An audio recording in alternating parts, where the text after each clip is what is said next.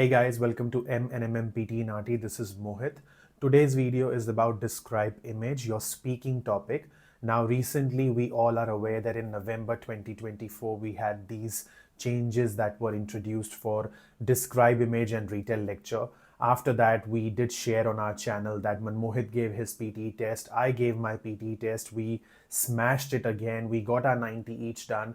Not only that, we did share it in our classes with our students as well, that how did we do the describe image, how did we do the retell lecture, and we shared it with all of them. And after that, many people have given their exams in November 2024. In December 2024, they have got their desired score of 8 each, 7 each. We have students who have got 90 each as well. So we are 100% confident and sure that what we are sharing in today's video is going to give you your desired score. No matter whatever your desired score is, your desired score can be 90 each. And still, if you follow whatever I tell you in today's video about describe image, you need not worry about it. None of these changes will impact your score, because the way we do describe image has to be a little smart now. We cannot just do it the way people used to do it back in the days, where we just spoke templates and we thought that we could get away with it. That doesn't happen anymore. So let's see what is the best way of dealing with this topic. Let's understand that in today's video, so that you can also get your desired score the way we have helped our students in our classes through our one-on-one feedback sessions. Okay, so now the first thing that I want to talk about is fluency, pronunciation, and content.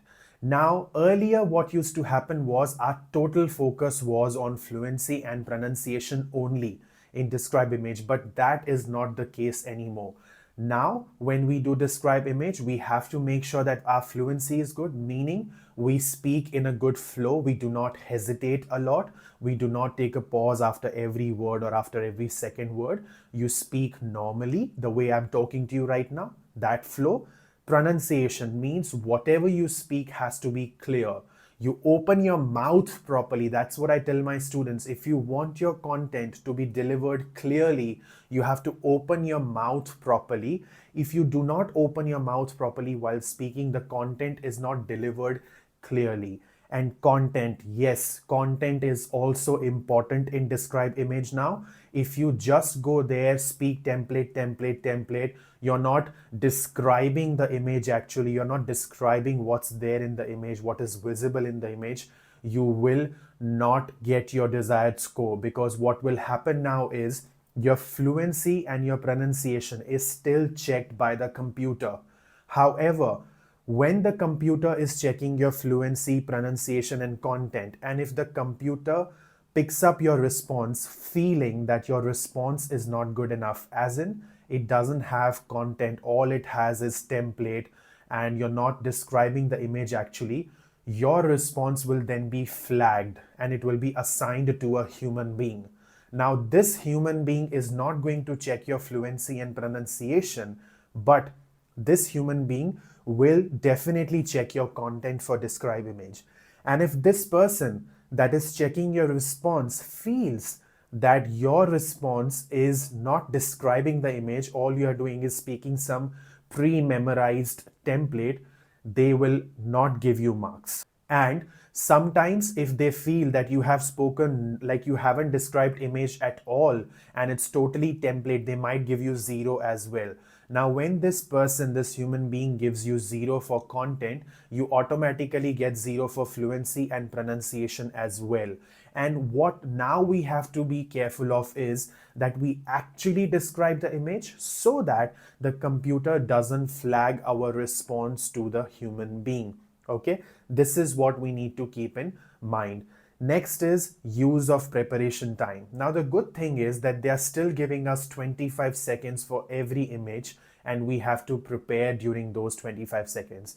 Our microphone is off. We can speak whatever we want. We can prepare. We can look at the image. So I will tell you, while I discuss with you how to practice, I will tell you how to use those 25 seconds in the most efficient way. Okay. Answering time, very important now. Yes, they have given you 40 seconds to answer. You have to make sure you speak between 30 to 40 seconds.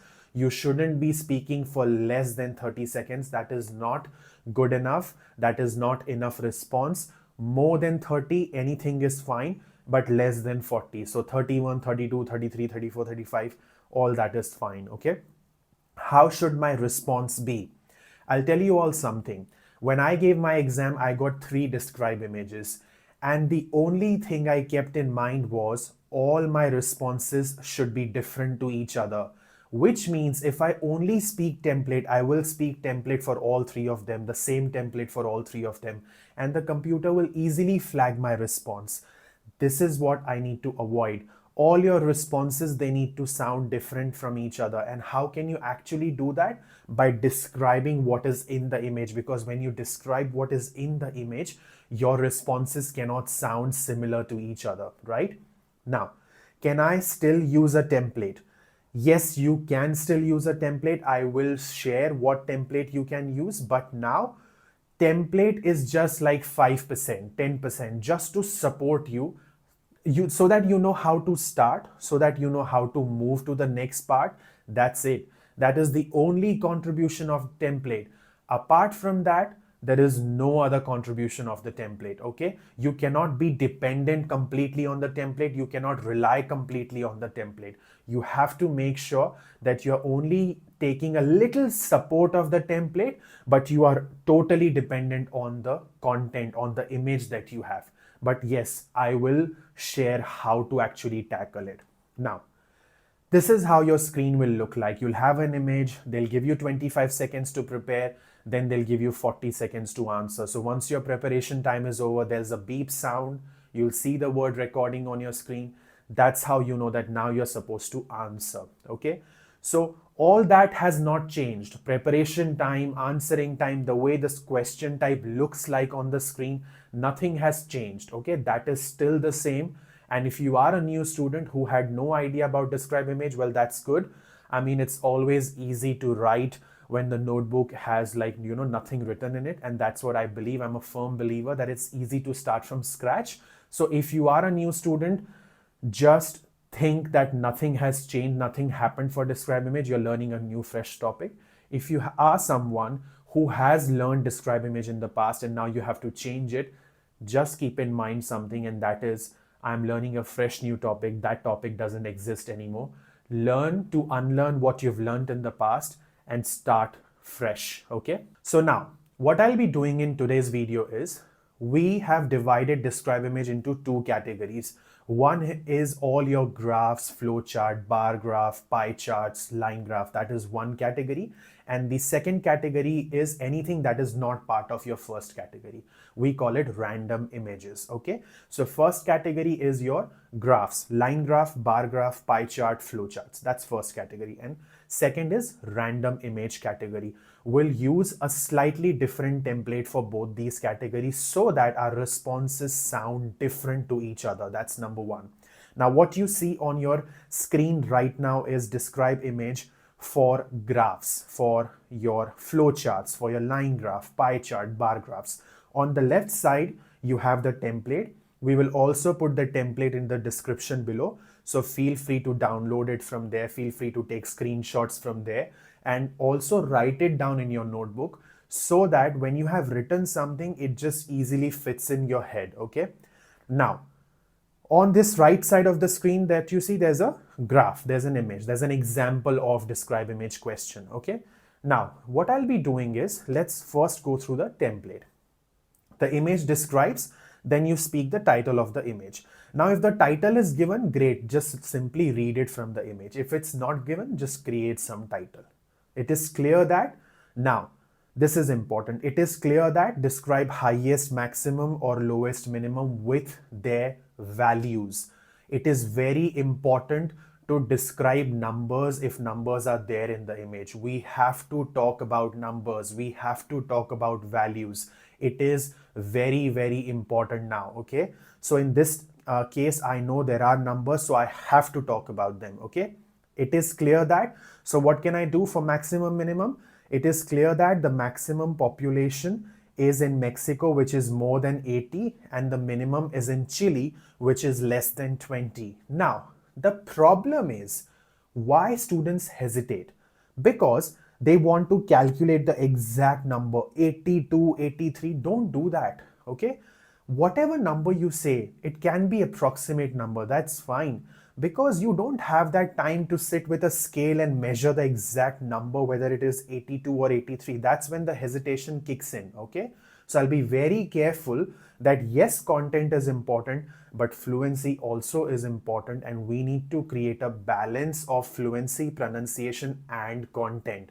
And hence, if you can read an exact number, great, speak it. But otherwise, I want to be on the safer side, and I'll be like approximately this, around this, more than this, less than this. That's how I'll describe my numbers. So for this sentence, so for the first one, you can say, the image describes Spanish-speaking countries by population. It is clear that Mexico is the highest, which is more than 80, and Chile is the lowest, which is less than 20. That's it. First, I have described my maximum and minimum. I'm already describing my image. I'm not speaking only template. If you look at the words in template, they are actually not template. They are very simple words that we have used just to support you. Okay? It doesn't count as a template. The third and the last sentence, it is evident that. Now, you have to describe all the remaining categories with their values. I will never forget to talk about their values, okay? So what can you do? It is evident that Colombia is less than 40, Argentina is very close to Colombia, which is also less than 40, Spain is more than 20, United States is slightly more than 20, Venezuela is very close to 20, and Peru is 20. Now this is how I will speak all the categories with their values, okay? I want to make sure that I've described all of them, and I've also spoken about their numbers. If I do this, my response will never get flagged because I have actually described the image. I have not just spoken a template. Again, I have to be careful. My response is more than 30 seconds, not less than 30 seconds, but obviously between 30 to 40 seconds. And if I have done 3 images, they need to sound different to each other. And the best way to make sure your images sound different to each other is by making sure you actually describe the image and not just go and speak a template over there, okay? So how can you do it? The image describes Spanish-speaking countries by population. It is clear that Mexico is the highest, which is more than 80, and the minimum is Chile, which is less than 20. It is evident that Colombia is less than 40, and Argentina is slightly less than Colombia, which is also less than 40. Spain is more than 20 but less than 40, and United States is slightly more than 20. There is Venezuela, which is also more than 20 but little less than United States. And Peru is exactly 20. Again, Chile is the least, which is less than 20.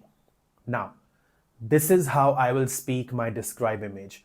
I have given them the title, I have given them the maximum, minimum, and I have described all the categories listed in the graph.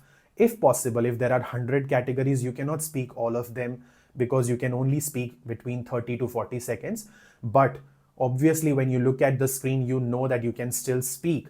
So if you see that you are almost towards the end of your timer, you know that you have to now be ready to stop. In that case, just make sure you stop before they end the timer. We don't want them to end our timer and register our response as incomplete response.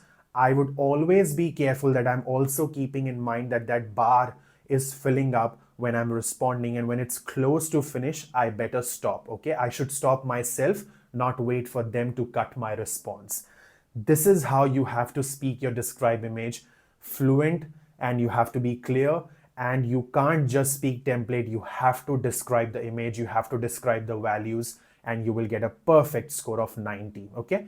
Now, this was for graphs and flowcharts, okay? This is the image, this is the template you can use for them. But the other category that I was talking about is again random images where you can get something that is not in the form of graphs. Then what to do? Because over here, if you look at the screen, you can't say maximum, minimum here.